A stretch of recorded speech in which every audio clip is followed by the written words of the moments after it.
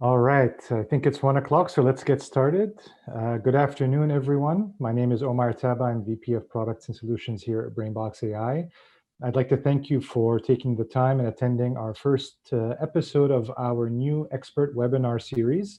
We hope you enjoy. Our discussion today is going to last 30 minutes, and we have a 15-minute question period at the end of our exchange to answer any questions you may have.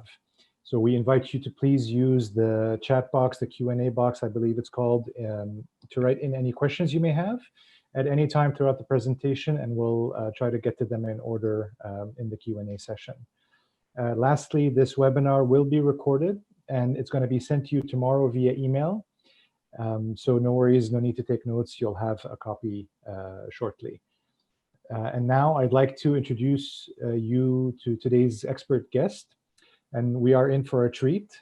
We have with us Dr. Jeffrey Siegel, a professor of civil and mineral engineering at the University of Toronto, and a member of the university's Building Engineering Research Group.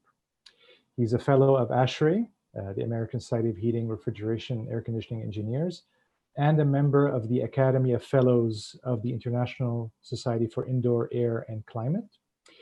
His research interests include healthy and sustainable buildings, air filtration and cleaning, ventilation and indoor air quality in residential and commercial buildings, control of indoor particulate matter, and the indoor microbiome.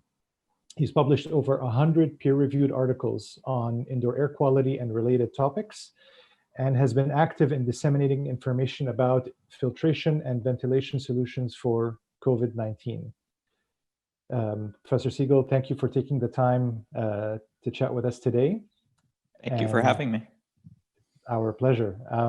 Hope everything's well on your end in Toronto, and if you don't mind. It is. In this world we live in, it's I can't complain. So.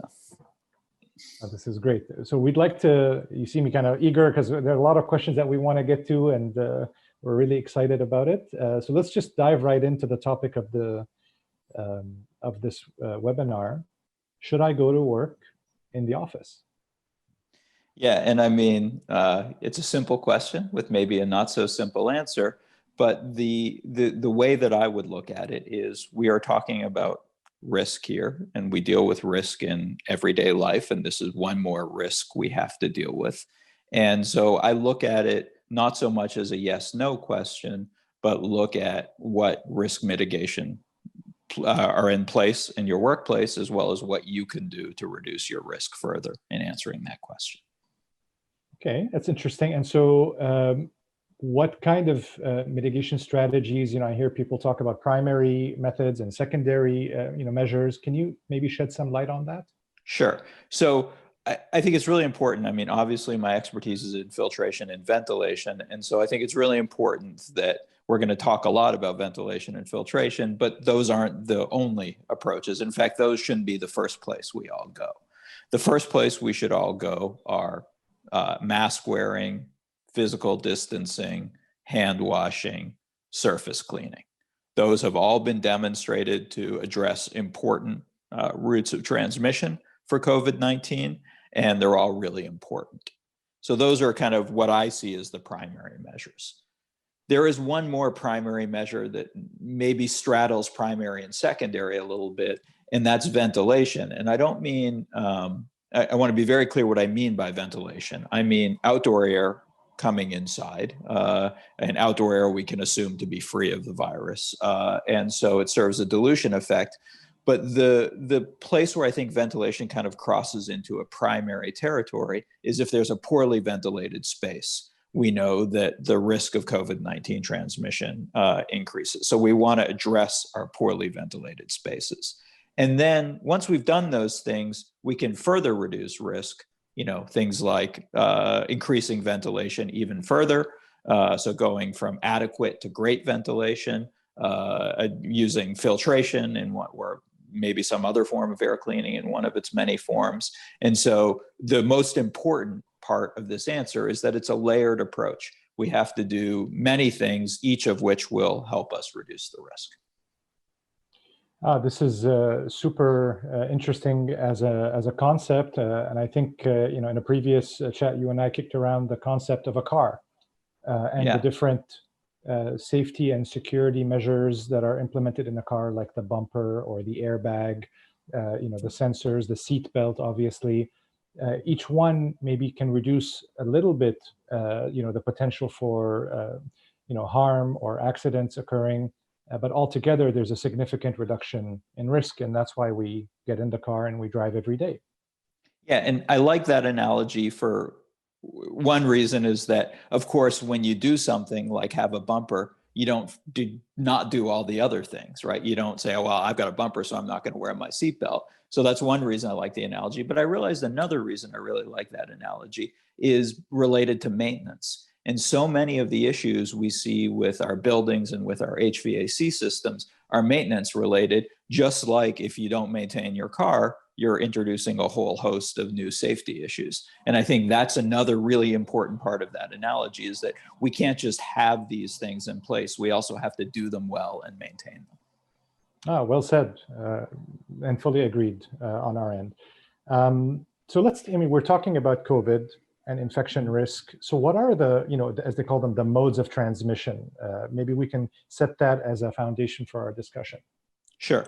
So the one that we talk a lot about is what's called close contact. And that's where there's an uninfected and an infected person that are close to each other. And I'm going to be deliberately vague on close because there's a lot of definitions and complexities there. But I think we all get the general concept that there are big and small respiratory droplets. And the closer you are to the source of those droplets, the more likely you are to be exposed.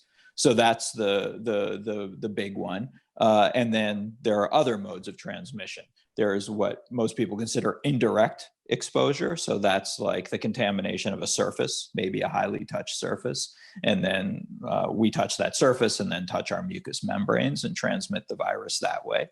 There's the route that no one likes to talk about, which is the fecal oral route, which is, again, it's not entirely clear how important it is, but it appears to be sometimes important, where, something like a toilet flushing can spread an aerosol and then expose someone either through an indirect contact or through an inhalation route.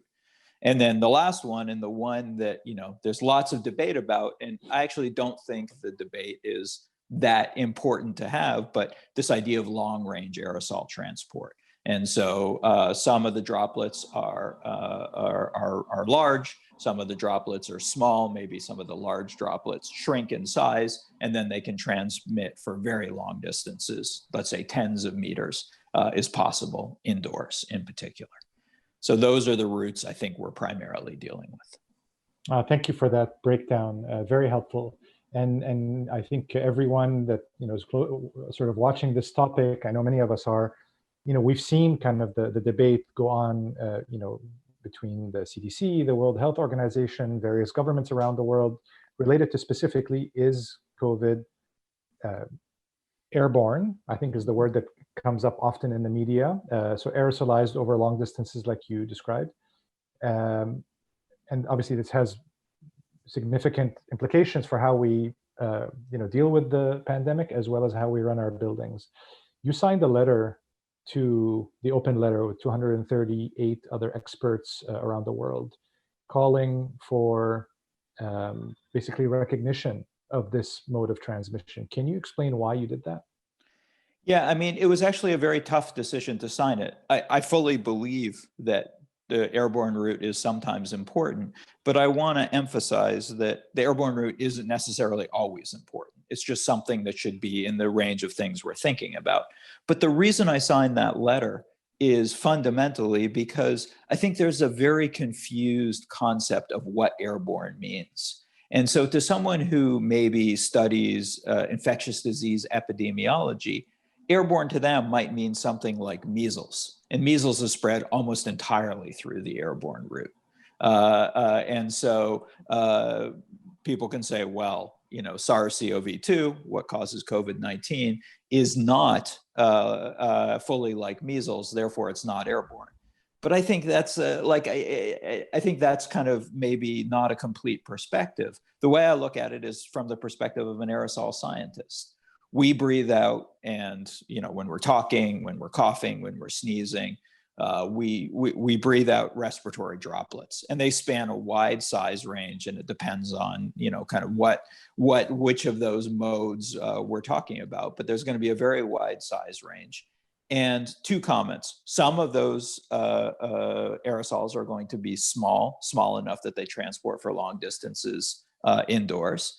And I think we see this all the time in other aerosol problems indoors. For example, anyone on this call who's ever changed a filter in their home or in another building notices that there's lots of very large particles, big enough that you can see them, millimeter scale, let alone micron scale. And so we know that big particles can go for long distances indoors. But the other piece that I think is really important is that it's a dynamic system. So right now I'm talking, some of the droplets I'm producing are quite large. If it's relatively dry in the environment I'm in, those droplets very rapidly, like we're talking a time scale of a second or less, shrink to very small sizes. So even if they start out large, they can quickly become smaller. This is super interesting. Can you give us an example that everyone has experienced of interacting with an aerosol? Yeah, so the tricky thing about aerosols is they're not generally visible, right? And so but the one that a lot of my colleagues like to use, and I think that this makes some sense, is if you look at the plume of cigarette smoke when someone is smoking, there is clearly a cohesive cloud that you can see. And to be very clear, that's a collection of different sized particles, as well as a bunch of other gas phase pollutants. And they move, in a coherent cloud that breaks up. And you can think of this, the way I like to think about this, and there's some brilliant videos of this on YouTube. If you think about like when someone coughs or sneezes or talks or breathes, there is essentially a cloud that forms. And that cloud, you would think, well, a cloud is big water droplets or big respiratory droplets, so it should fall to the ground. But just like we see clouds up in the sky, it doesn't, because there's a lot of humid air in it, and humid air is lighter than dry air. And so that cloud actually, if we could see it, travels coherently. And again, people have measured certainly many meters, in some cases tens of meters, of that cloud traveling before it breaks up. And so, cigarette smoke, I think, is one good analogy, but I think people should also be thinking about other things that behave like that maybe they can't see. Yeah, super helpful, thank you. Okay, so we've talked about the modes of transmission, we've talked about aerosolization, and clearly there's a higher risk for, based on the data that we have, of transmission in poorly ventilated spaces. So, all right, so a lot of, we talked to a lot of building owners out there in the market. Should they just throw their outside air dampers wide open? Yeah, I mean, so outdoor air is certainly good, but there are some complications. So the first comment I would make is that we know that increasing ventilation reduces the incidence of almost every respiratory disease that's been studied in a systematic fashion. Okay, and so we know increasing ventilation is good, and right now we can't say what level of ventilation is good, simply that increasing it is good, and the more we increase it, the more we diminish the risk. But so why don't we just throw open our outdoor air dampers? Because that would obviously be good from a risk perspective. The answer, I think, is probably obvious to everyone. Ventilation takes energy, and we have a climate crisis as much as other crises going on. But the other thing that's really important about ventilation, and this is the kind of comment I made earlier about how it has to be done well, is that in Canada, or a lot of Canada, we're going into a relatively cold period. If we ventilate more, we're going to dry out the air in the building more. When we dry out the air, what I was just talking about, those respiratory droplets will shrink and travel further and potentially cause have a greater risk of being breathed in by someone else. But also, we all become more susceptible to respiratory disease. Our mucous membranes dry out, and we end up getting potentially getting other respiratory diseases more. And it seems logical that we would get COVID-19 transmission would increase as well. And so this is the great, there's kind of a multifactorial optimization that has to happen here But right now, the cognizant advice is, open those outdoor air dampers such that you can still maintain indoor conditions that minimize viral survivability. And from a humidity perspective, that's 40 to 60% relative humidity. And as long as your equipment can maintain those conditions, bring in as much ventilation air as you can. Super helpful, thank you. And speaking of humidity, obviously different areas have different outdoor humidity levels and so on. What are if you can touch on kind of the role that humidity can play, good or bad, right, as it comes into a building, and what we should keep in mind. A lot of the folks on the call are from the HVAC and controls industry. So I'd love your thoughts on that. Yeah.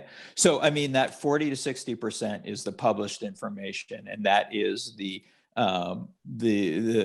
range that's optimal for both human comfort, but as well as that's the lowest viral survivability. And so that's where that range comes from. Now, people on the call who know HVAC systems will say, well, HVAC, they know the answer to what I'm going to say. But anyway, why don't we just add humidity to our airstream? We have lots of humidification technologies out there. And on the cooling side, of course, we can do dehumidification as well. And the challenge first on the humidification side of things, because that's the bigger issue in Canada, certainly for the next few months, is that, humidification is one of the hardest things to do well in an HVAC system. It's the maintenance issue all over again.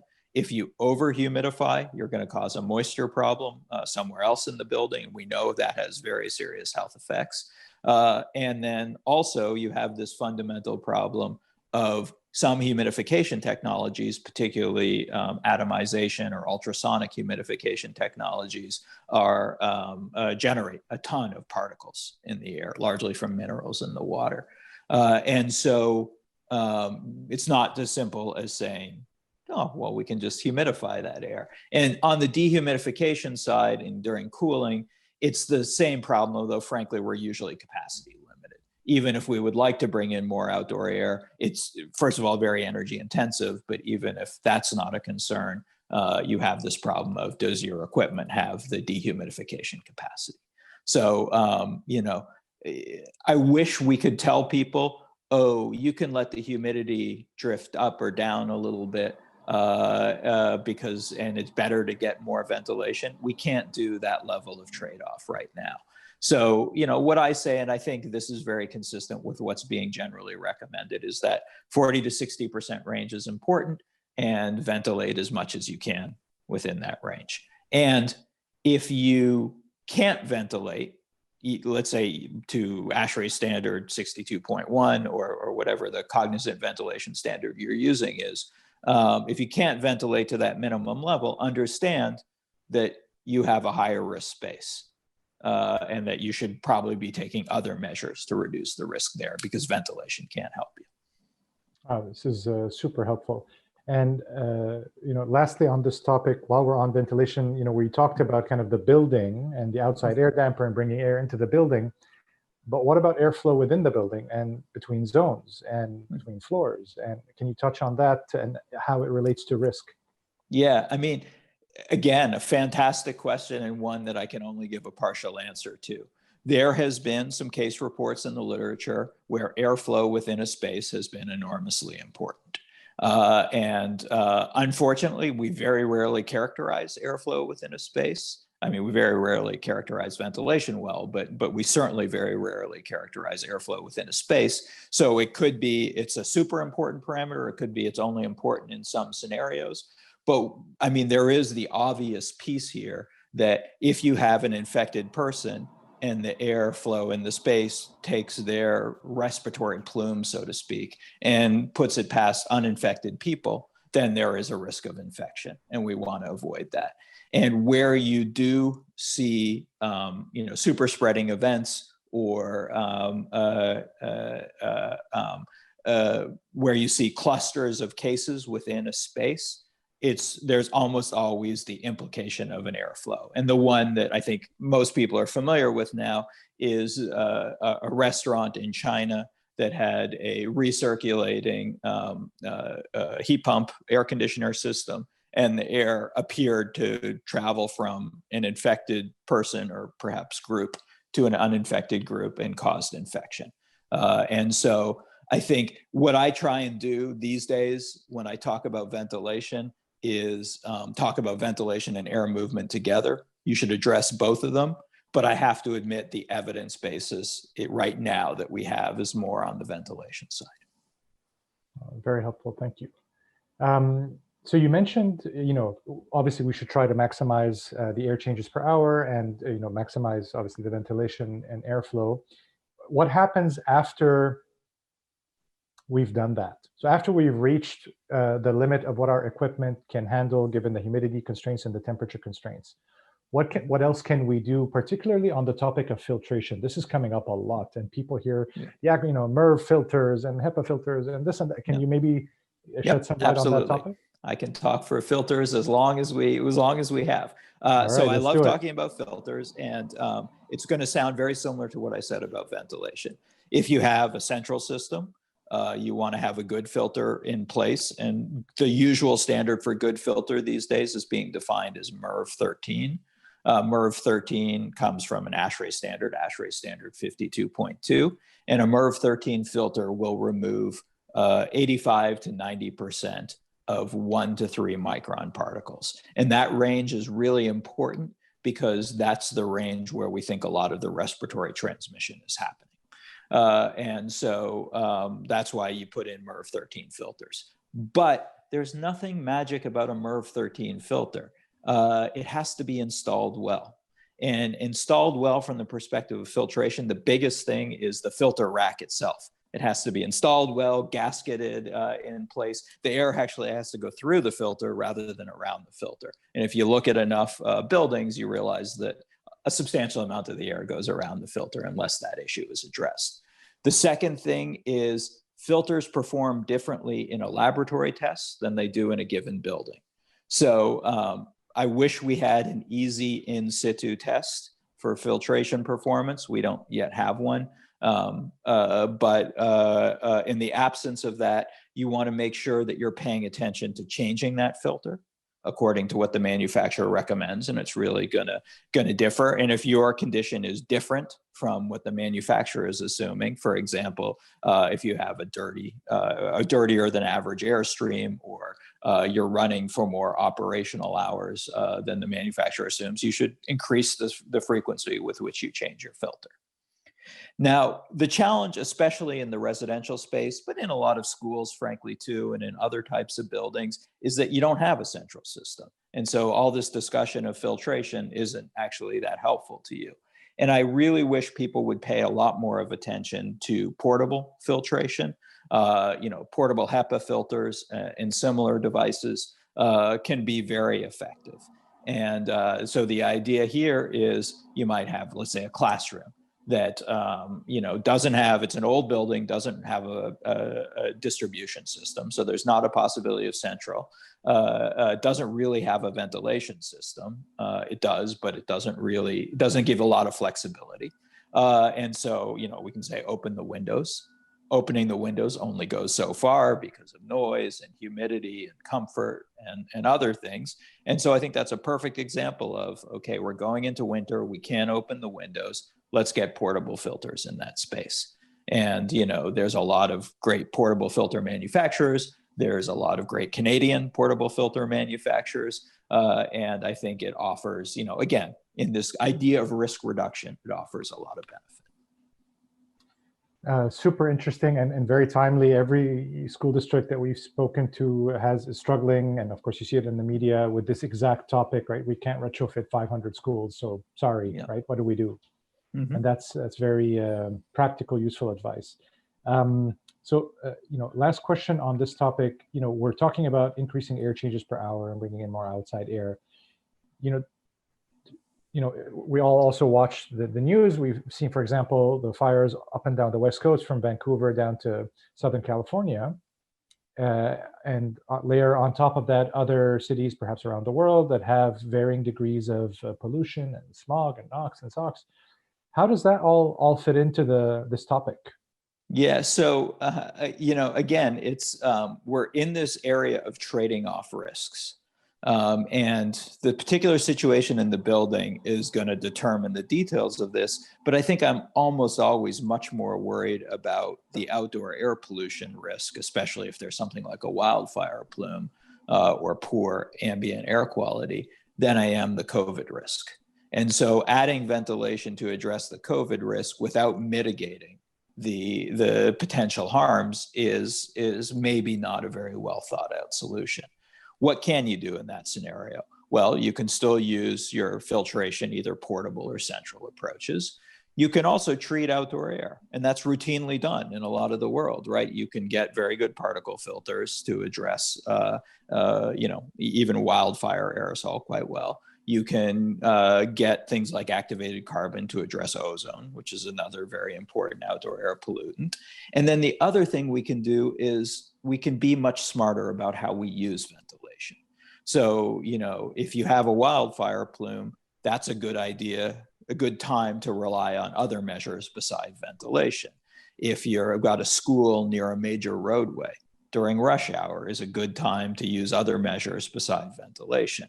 And so we don't have to think about ventilation as a monolithic strategy. We can think about it as a dynamic strategy. And, this concept of smart ventilation has been around for a lot longer than COVID, but it's got a perfect application here too. When we can ventilate more, we do so. And when we can't ventilate more, we use our other measures. And it's never that simple in a real building, but fundamentally, I think that's a very simple concept that we can apply broadly. Again, practical advice. I love it. So the last question here or topic is: so we've covered, ventilation. We've covered filtration.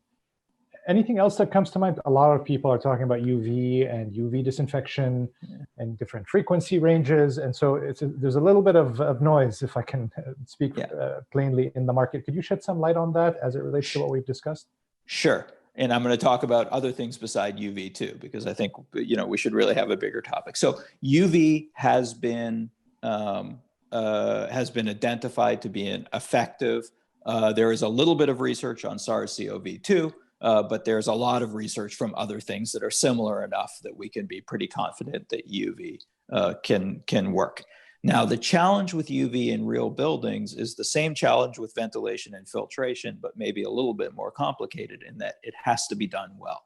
And the big problem with UV systems, there are, I guess, two big problems. The first one is you have to deliver a big enough dose to actually render the microorganism ineffective, to do the sterilization procedure.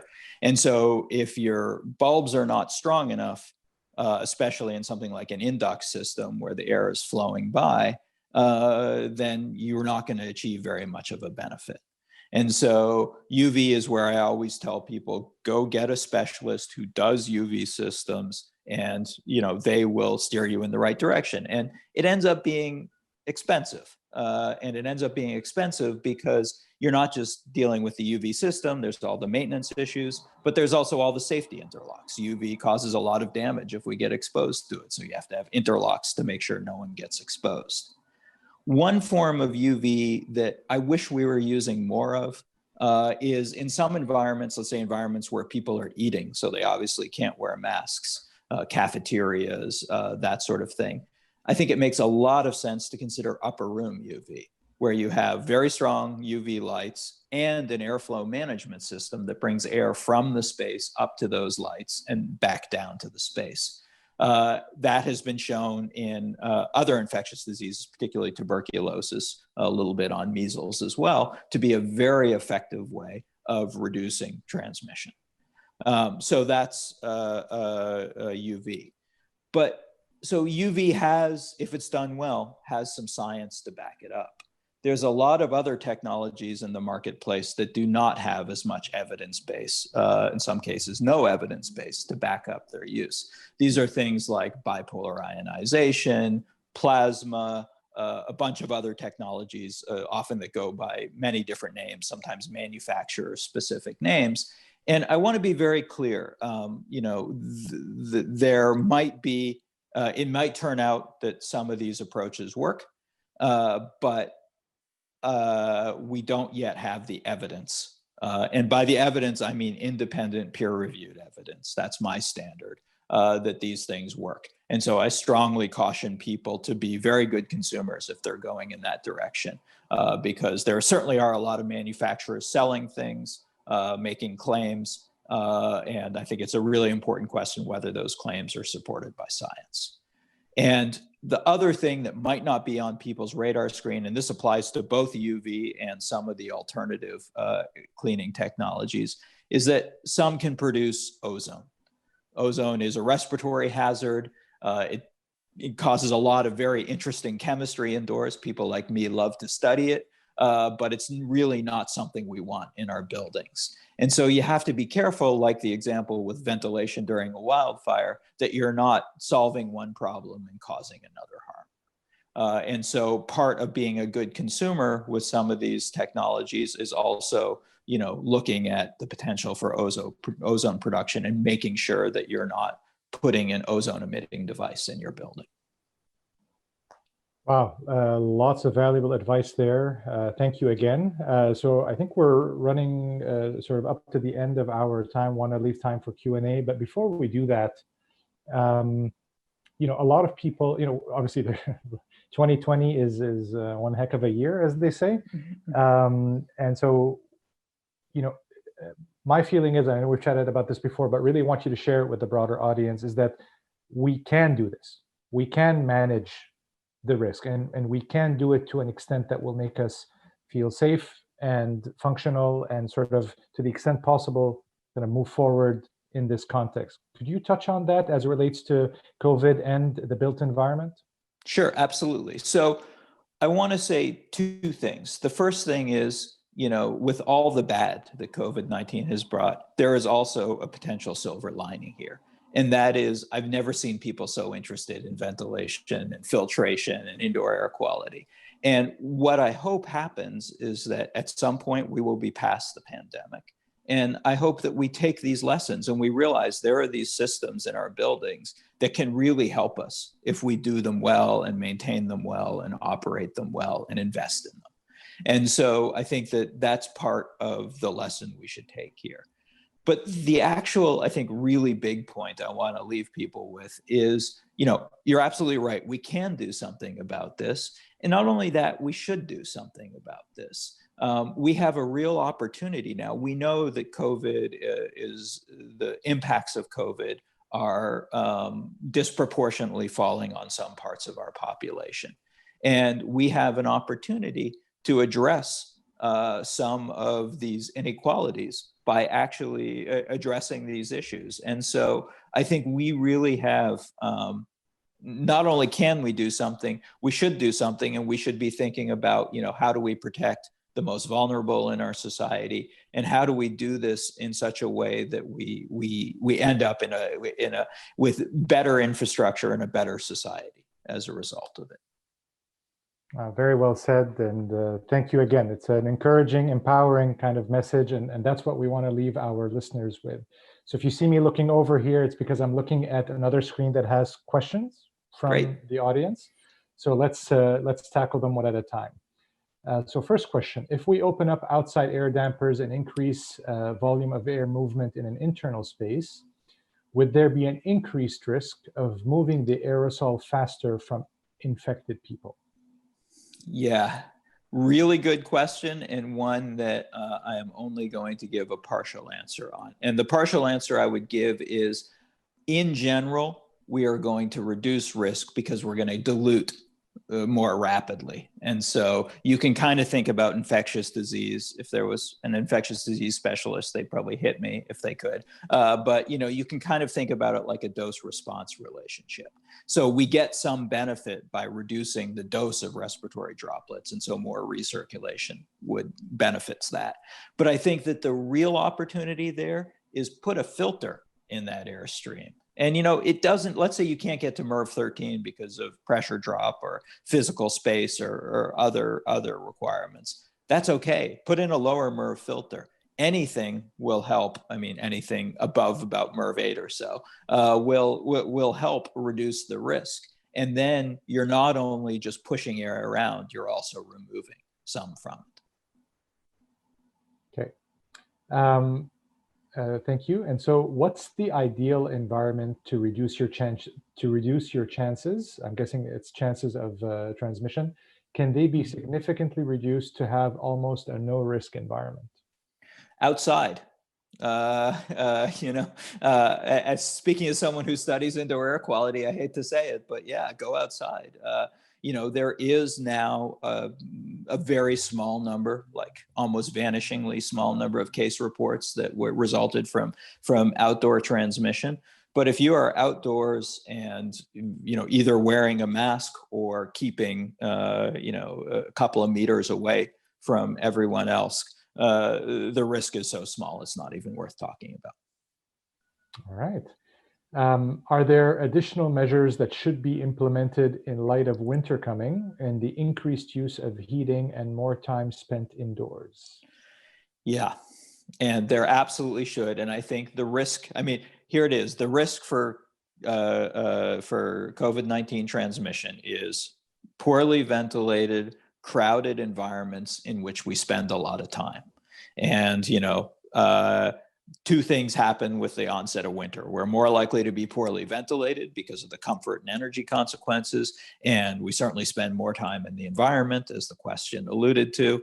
And so we have to pay a lot of attention. I think we have to be very careful about crowded indoor environments. I think we have to be much more proactive about additional measures, things like the filtration measures. And I also think that we have to think a lot more about how we use some environments. There are some environments it might be that we can't address for any number of reasons. And so I think we really have to think about whether we should not be using those environments until such time as we can address those risks. So, the example I always think about is, there's a conference room that you like to work in because it's a quiet environment that kind of stops people from disturbing you. If that conference room doesn't have good ventilation and in the winter it's particularly a problem because of the way the building is designed, then that's no longer a good space for you to be using. And I think that's kind of how we have to look at the problem is, risk reduction under the fundamental situation that there is increased risk in a lot of spaces in the winter. Thank you. Another question is, what's the proper disposal method of these filters? So are we talking about putting these in biohazard bags and having the proper PPE equipment for staff to change them? Yeah. This is a question that I addressed very early on in the absence of evidence. And now I think we have a little bit of evidence about how to answer that question. So we know that there is SARS-CoV-2 on used filters if there has been infected individuals in the environment. And we know even in the absence of SARS-CoV-2, there is other respiratory viruses and other microorganisms that we might be concerned about.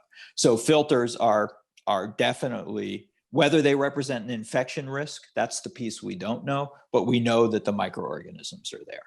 And so this is the standard recommendations, which come from several organizations at this point.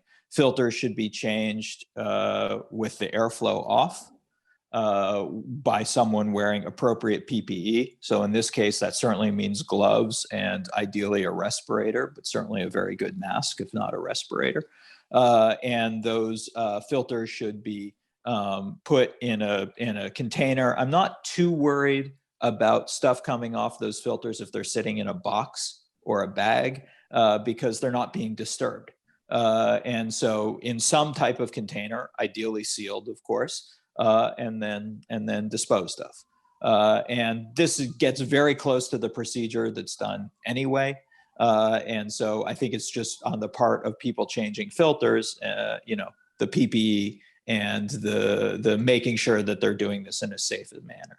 And I've never been able to find an academic publication about it, but you talk to people who change filters for a living and they report something called filter fever, which is sometimes when they change filters in particular buildings, particularly during respiratory virus season, the late fall and early winter, they get respiratory symptoms after changing the filters. And so to me, again, that's just anecdotal, but I've heard it so many times that I believe that it might be real myself. So I think that's just further evidence that, treat the filter as if it's a potential infection route. We don't actually know that, but treat it if it is, and then proceed from there. Great. So be prudent. Yeah. Should air changes per hour and ventilation be increased depending on the occupancy in the building? For example, if there are more people in a building, would we then implement more air changes per hour?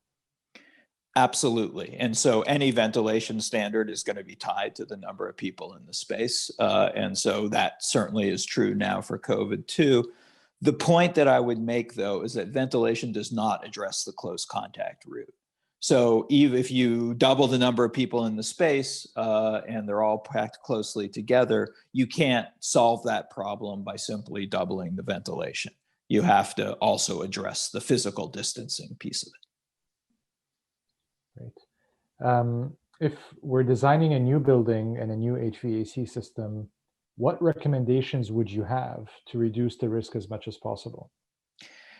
Yeah, so that's a really good question. And I don't think I've had the luxury of answering that question yet. But here's what I would do. I would certainly pay attention to the filter, so the filter and the filter rack. And the reason I say that is so many buildings now say, we can't put in higher efficiency filters because of pressure drop or physical space constraints. So that's such an easy and such a cheap thing to address at the start that just do that. And my guess is that's essentially cost neutral or so close to cost neutral that it's not worth worrying about.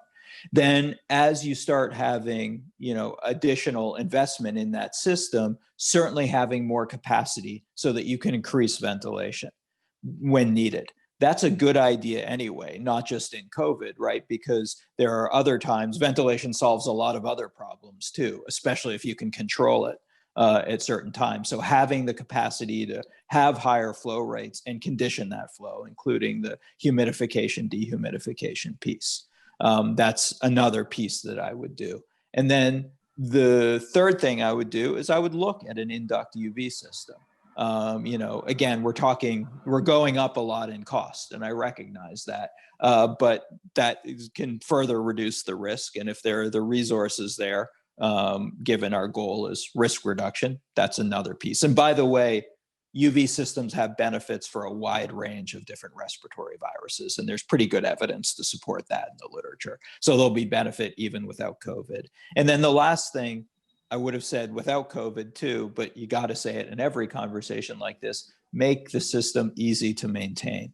So many of the problems we see in HVAC systems are because of simple things like access and ability to do maintenance. So you're not just investing in the first cost of the system, you're investing in the lifetime of that system, and anything you can do to make those lifetime costs cheaper around maintenance are almost always a fantastic idea.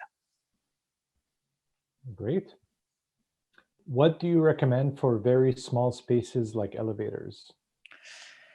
Yeah, the elevator question has been a really interesting one. So obviously an elevator is a small volume, and obviously the risk goes up. So you want to probably manage who's going in the elevator. I would not get in an elevator with another person or other people who weren't wearing masks, for example. So absolutely you need a masking policy, but hopefully you have that anyway. But having said that, I don't want to overstate the risk in elevators. The typical amount of time spent in an elevator is quite short. And so, a short trip in an elevator does not represent a huge risk. So I don't think we should go crazy here. I think we should limit the number of people in the elevator car. And I think we should, especially pay attention to elevators that are much longer in duration. Let's say a slow moving construction elevator is one example of an elevator I might pay a little bit more attention to. But And there are strategies, both UV and filtration strategies for elevator cars. But I think in general, it's not a particularly important place.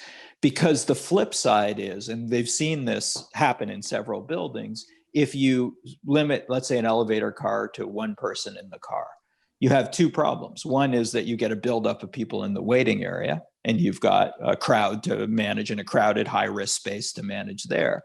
And then the second problem is that the risk might come less from being in the car with an infected person and more from what happens in the few minutes before you get in the elevator car before it's flushed out. And so another very simple strategy with elevators is to make sure the doors stay open a little bit longer so that there's a high amount of air exchange as a way of kind of flushing the system. I think we should worry about elevators, but because we don't spend much time in them, let's not go overboard. Great advice. As an HVAC contractor, what should I ask my customer about what level of risk they're comfortable with? Yeah, great question, because risk perception is so personal and so varied. And I think there's always an economic driver here as well. And so what I encourage, and I'm going to seem like hopelessly naive, but hopefully I'll make it a little bit less so at the end. What I always encourage HVAC contractors is to talk about the benefits to indoor air quality generally and not focus on the COVID-19 risk benefits. And there are two reasons for that. One is that we have a ton more evidence to support the benefits of indoor air quality than we do specifically around COVID-19. But also because we want to encourage this idea of long-term investment in the system. And so I think that the real answer here is, you make it clear, why indoor air quality is important. You make it clear what has had evidence to support that it actually improves indoor air quality. And then you make the costs, not just the first cost, which I think probably a lot of customers focus on, but the long-term costs apparent. And then people like me have to do a better job maybe than we've done historically about, raising the value of this in the public sphere. And the one other piece to this that I just mentioned is don't expect regulatory support for improving the indoor environment. It's a very, very hard thing to regulate indoor spaces, especially private indoor spaces. And so unlike with like fire code or electrical code, where there is a force of regulation, I think we're unlikely to see that in the indoor environment. And so really you should see your role as an educator. And part of that is educating yourself, but part of that is also thinking about how you can communicate these things to your clients. And I think that is the kind of whole area that the field in general has to get much better at. Perfect. And then there seems to be a push to use natural ventilation methods in energy efficient buildings. Does this create more risk? I don't think it creates more risk. I do want to make some comments about natural ventilation. So you hear very often, well, just open the windows. And yes, open the windows. It increases ventilation. The concern that I have with opening windows as a way of achieving natural ventilation is that it's uncontrolled, right? And so you can, for example, get a lot of airflow sometimes and very little airflow other times. We did an experiment in my house that ran for a year where we measured the air exchange rate every 10 seconds over the course of a year. And I live in a typical Toronto row house.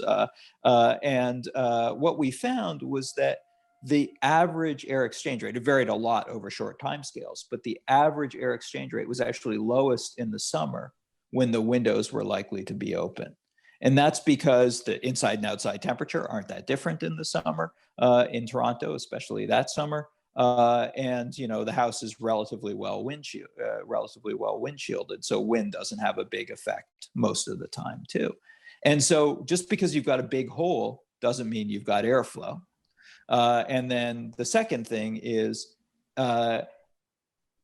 even if you do have more airflow, we can no longer model it at all. It becomes it becomes too complex to model. It's a very hard problem to deal with. So I always say, sure, open windows if that's your option. But I would really like us to move to strategies that we can control and that we can understand how they actually work. I'm married to an architect, so I don't want to get in the debate about buildings should or shouldn't have operable windows. I believe they should have operable windows, but I just don't want us to rely on that as a strategy. Good answer, thank you. I think that was the last one. So if there are no more questions from the audience, we'll wrap up. Dr. Siegel, it's been a very educational, very informative, very practical session. Thank you for your time, and we hope to stay in touch, obviously, and we wish you the best of luck in all of your research.